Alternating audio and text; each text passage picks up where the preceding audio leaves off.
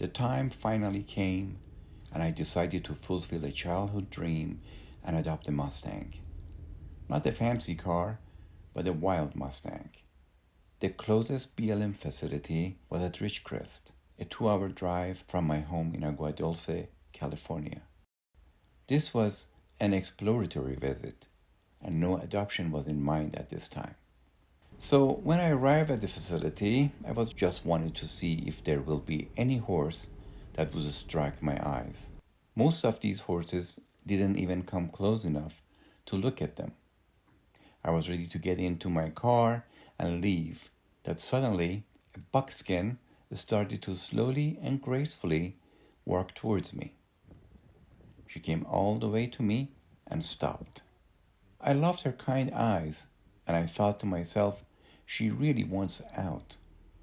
Not even knowing anything about her and whether she's even available for adoption at all, I made a decision to fulfill her wishes and my dream.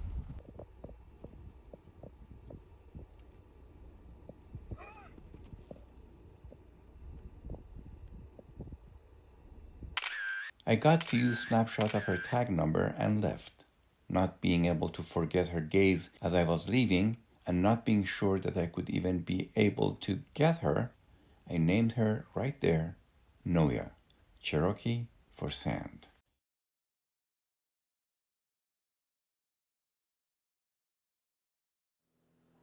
I requested assistance from a friend who had adopted bureaus from this facility before. After many phone calls and emails, she finds out that this horse, with few others, have already moved to a storefront in Arizona. Looking at her video on a daily basis, it was hard to let go. So we decided to follow up, and with a lot of resiliency from my friend, we were finally able to adopt her. She was then brought back to a ranch in Lucerne Valley, which was only 2 hours away from me. With a lot of excitement and disbelief, I drove to Rolling Bee Ranch to pick up my first Mustang.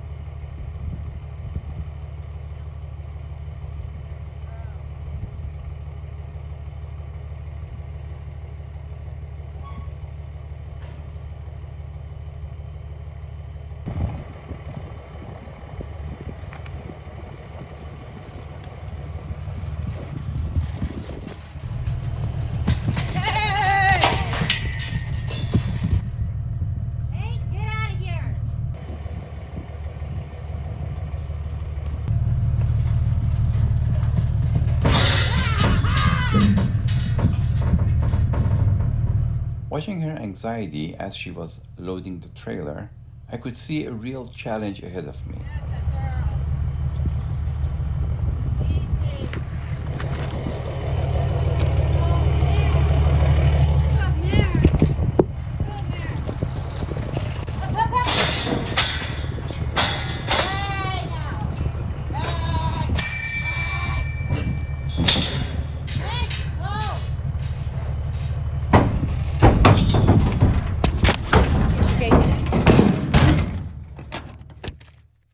I had worked with quite a few domesticated horses, but the wild Mustang seemed overreach.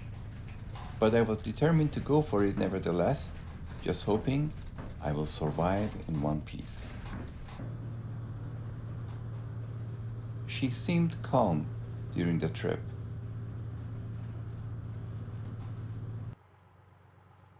I did not have chutes like those other facilities had, so I had to bring the trailer close to the round pen where she would be living for the next 2 weeks.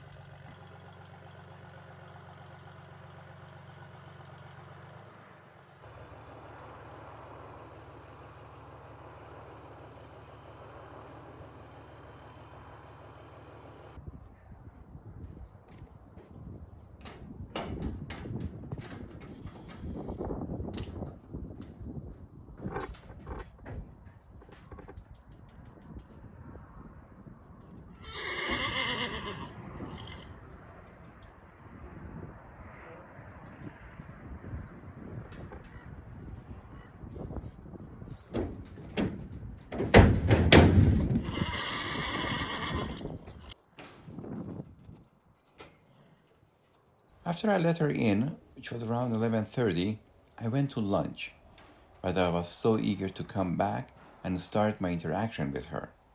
Around 1:30, I entered the round pen.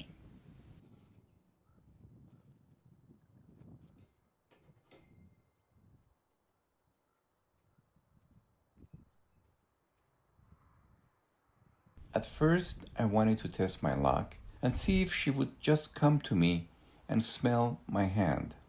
I think if you're patient enough, you could get result, but I just wanted to make sure I could put halter on her before the end of the day.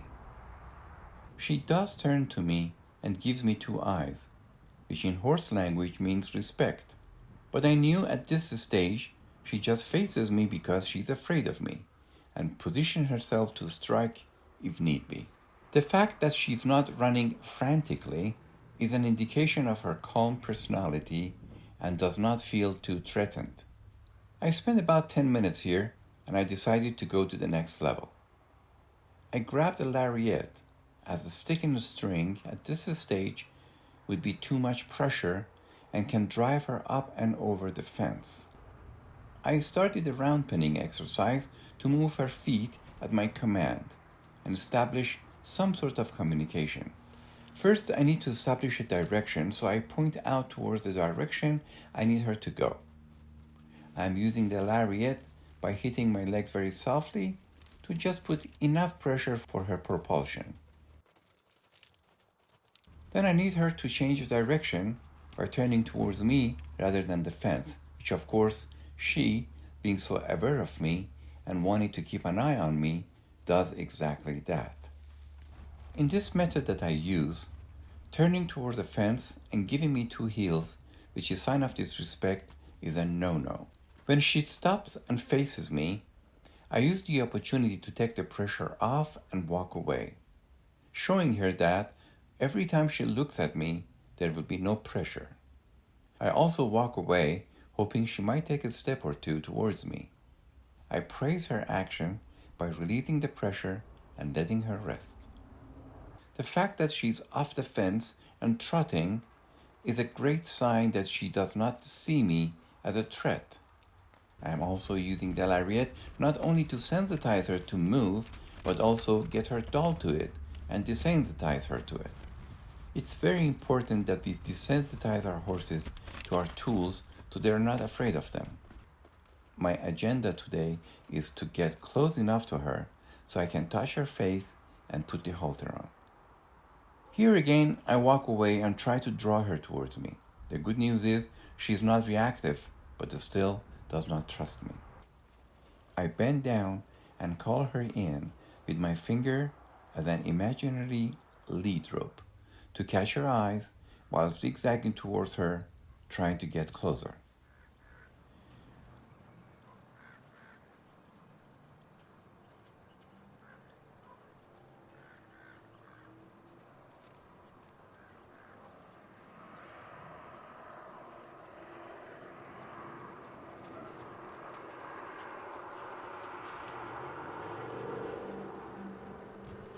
Ten minutes is passed and I decided to go to the next level, which is to rope her.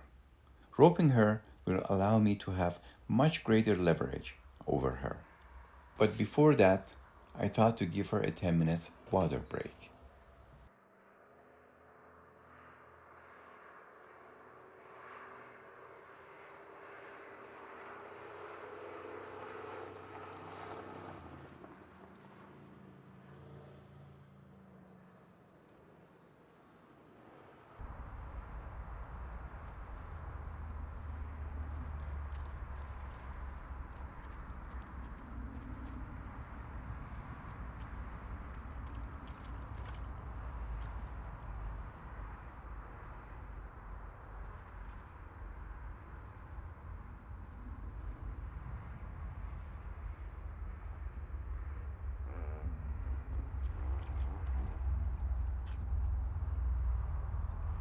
Back to work.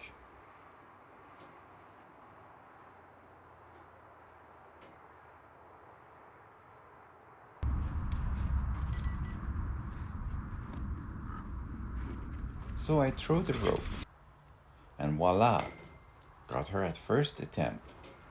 I wish. I know nothing about roping, so I had to cheat. This method only took 2 minutes to accomplish. Otherwise, I had to call in a professional roper.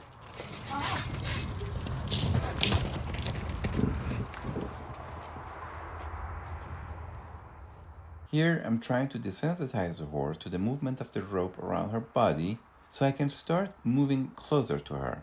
Not overreacting to the rope is another indication that this mare is a good-minded horse. It's time to grab my stick and use it as an extension of my arm to reach out to touch her face. Now I need to manage my movement to gradually get closer to her. I'm pulling her head towards me to ask her to give me 2 eyes and also let her realize that I'm now in control. I'm getting my distance shorter so I can now start using my stick to touch her face. First, I touch the air around her face so I can desensitize her to the stick. All I'm looking for now is quick sniff.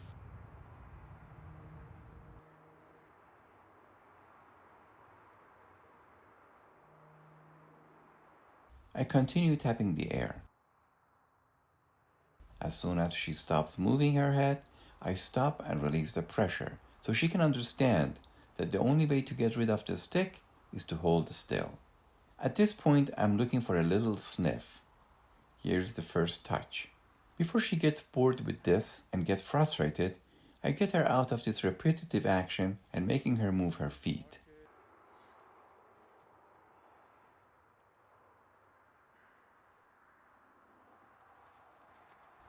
Horse's feet is one of the most sensitive parts, and here she kicks at the rope when it touches her feet. Now, for the first time, she's giving in to the pressure of the rope on her nose and started to follow me rather than walking away from me. Great progress. I'm hoping to put halter on her before it gets too dark. Back to stick. Here I get my first sniff, but rather than rewarding her by taking the pressure off and continue. A big mistake.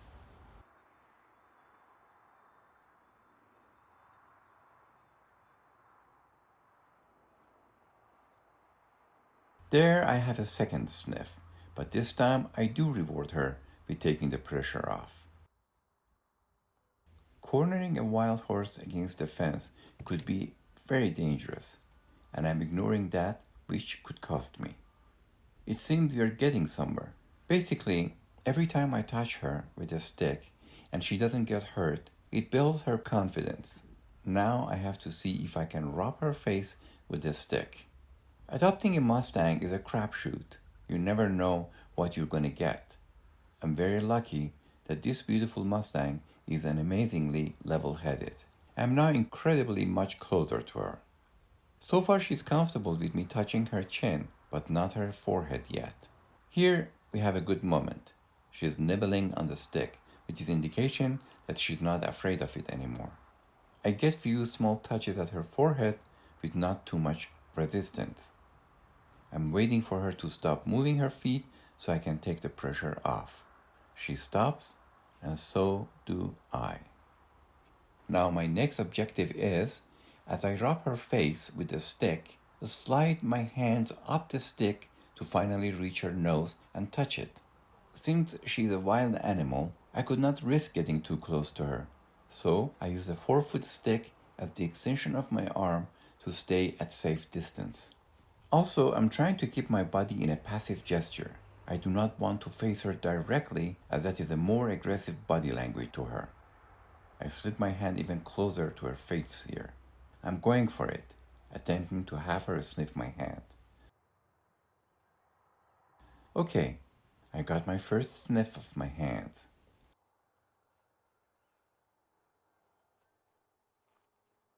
And the second sniff. I can now get rid of the stick and go for the final stage before haltering. Using the same technique, I start rubbing the air around her face first. One touch and I release the pressure. I get to rub her nose for the first time and I walk away. Not bad. The first face rub. have to continue to build on that. I'm moving slowly to her side because that's the side I will be putting the halter on. I try to position myself 45-degree angle to her in case if she decides to strike. Here she walks away, but I pull her back and demand to give me 2 eyes. This is the first step of her respecting me as a leader. Here I'm getting greedy again and put myself and the horse in danger by pushing her against the fence, but seems like I was able to make the right decision and move away from the fence. Seems like we are starting to get along. Time to get the halter. Horses notice anything new, and even though she was desensitized to my hand, but seems something extra and doesn't seem to appreciate it. Almost there. Inch by inch, I'm rubbing all over to have her accept the halter and call it a day. In dealing with horses, patience is your most valuable commodity. Here, it's getting dark and I'm rushing it. Even though I know I should not corner a horse, especially a wild one, I continue and this is what I get. I'm very lucky that she missed. Otherwise, this video would have never been made.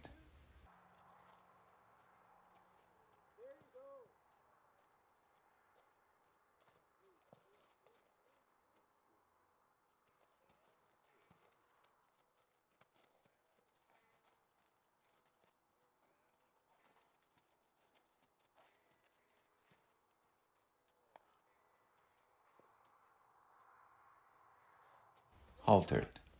Day 1 done successfully. From the time I got her in the rope, it took 2 hours to achieve my first day's goal. Time to let her rest. Well done and welcome, Noya.